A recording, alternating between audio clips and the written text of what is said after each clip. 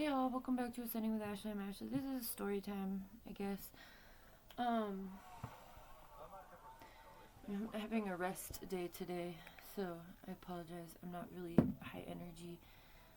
But I wanted to talk about Gaza for a minute, and what we've witnessed, and what we're seeing now, and the way that things have intensified. I'm in contact with a few people in Gaza, one of which is the Sanibel team, which I did as a collective comrade. And they make meals for everybody. And, they always share their stories with me to put on my stories. And I don't have a very high traffic on my stories on Instagram, but I always share them and do what I can to get information out, because you never know, you know? And this morning I said something to them. I mean, I always give them well wishes, and, I always remind them, the person I'm in contact with, that the world does not agree with what's happening in Palestine, and that, we're seeing what's happening. Because I think that, I can't imagine being in that. I think we're all going to get an opportunity to live in something similar because this hasn't stopped, but I'm not trying to center any of us who are not experiencing this in that. The story time about this is that the person from the Sanibel team said that they were proud of me today, and it broke my heart. It broke my heart. It broke my heart. You know,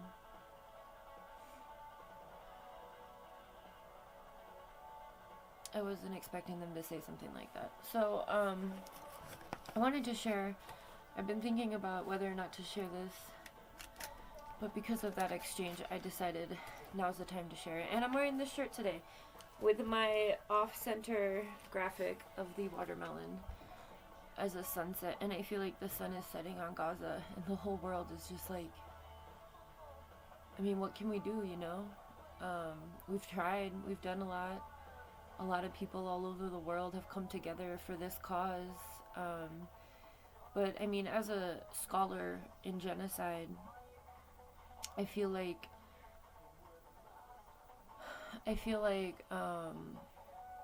some of my reflections, because I've always wondered and I've always led in my academia with the question, why and how does genocide happen? And I want to put here, it happens, what I've noticed in these past few years, is that the propaganda, 1, people are dumb, 2, people don't care, 3, if people aren't affected, if it's not anywhere near their, geographic location, people don't care. And I've known that for a really long time. But in regards to what we're seeing right now, and the way that this has opened so many doors for more genocides to occur, because people don't do enough. We don't do enough. Protests are a great way to network with each other, but in regards to resistance to the state, it's not it,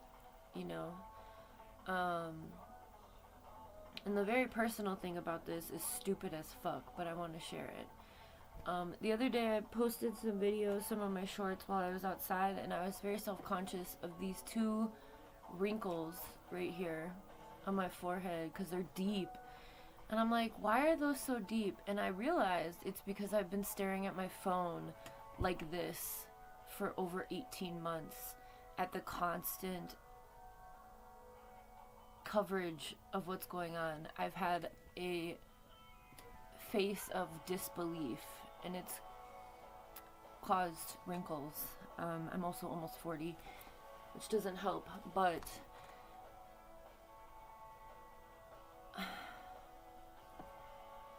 this is because I've been dumbfounded by what we're watching.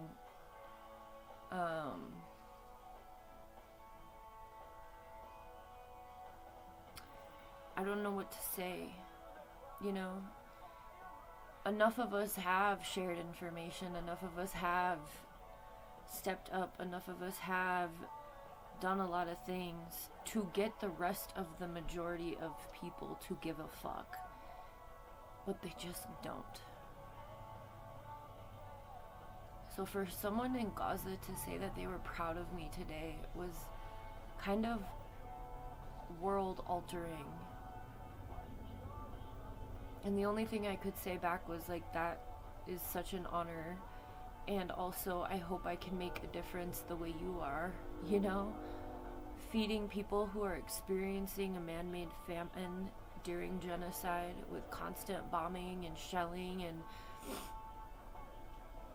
I mean, what do you say? What do you say to people? And it's just crazy. It's crazy that humanity is here. And we're at this point.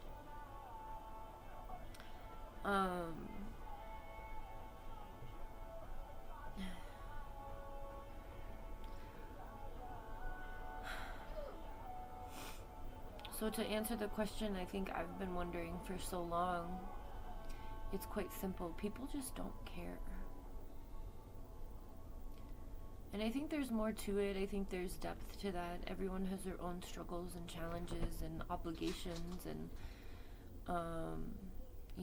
distractions. But that's part of the problem, right? When we're only focusing on ourselves, when we're only focused on what affects us, when we don't see a relationship or parallels to other people's struggles, especially struggles that are permitted and carried out by the state, and that's any state. Any sort of government that has that much control over anyone should be a red flag for anyone else in this in this world. And I thought, living through the pandemic, we were gonna find some global common ground. And don't get me wrong, I believe we have. The amount of mobilization we've seen for Palestine has been insane. And I've said that the entire time when I get on here and talk. We've never seen humanity come together like this. We've never seen this much rallying around one common issue. But it still stands, Palestine is one genocide happening. There are others also happening. Congo, Sudan, people don't want to care about Congo because that would be our own privileges, right? Our phones, our technology would be impacted by that because that's the cobalt, right? So I just feel like, I don't know, I've always just wondered why and how. Why and how? How does this happen? How do people get on board with, and now we're seeing it, expand here in the United States. The United States and these empires are very well organized. They've thought of every possible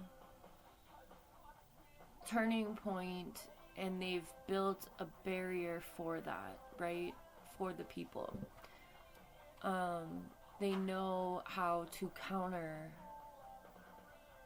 the masses. And us as the masses fall for it, right?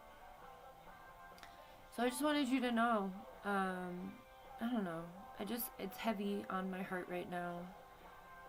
I have a broken blood vessel in my eye for the first time ever. I've never experienced that. I thought it was because of the pool. We went swimming last night. I don't know what it's from. It doesn't hurt or anything, but I've never had that happen. I did Google it, and I thought maybe it was from the chlorine. And the Google said that the chlorine can't break a blood vessel, but it can make them appear broken, so I don't know. I was definitely under the water with my eyes open, which felt great. But I think that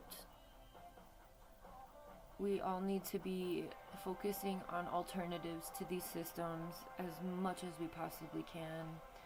Whether that's a bartering system, just walking around your house and looking at some stupid shit you have that you never touch and thinking about who would maybe want this. Is there some sort of barter I could do? I feel like bartering is the way to go. And a lot of networks already exist. So if you want to, support in some communal stuff. Oh fuck, I missed my fucking time. Hang on. If you have communal efforts for, your neighbors or your community, do that. Put it in place. Mutual aid, bartering. If you have access to stuff, try and organize it. And maybe you could do like a Free Friday situation where, instead of having a garage sale, you put all of your shit in the yard and let people come. And you encourage them to bring what they're no longer using too, whatever it is you can do, whatever ways we can mobilize, we need to be doing so. And again, with the acknowledgement of this system being so put in place and very organized, and understanding the ways in which people are going to react to certain things, and having a barrier in place so that that doesn't happen. It's very real. But I'm disappointed in people. I'm disappointed in anybody who saw a picture of a headless child, or body parts in bags, or bombings happening. I mean, everyone has seen the footage. Why haven't you said anything? I don't get it. To have someone in Gaza tell me they're proud of me was insane. I don't know how to express that feeling. It's crazy.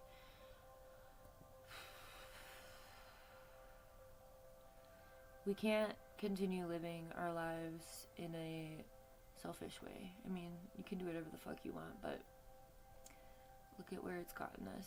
And we're not turning away from this shit. It's going to continue. So if you are also getting wrinkles on your head or wherever from the sheer disbelief of what we're experiencing and witnessing, solidarity to you. Those are battle lines as far as I'm concerned. Proof that my heart was intact during all of this, because I don't know what else to say about everyone else. Have a good one.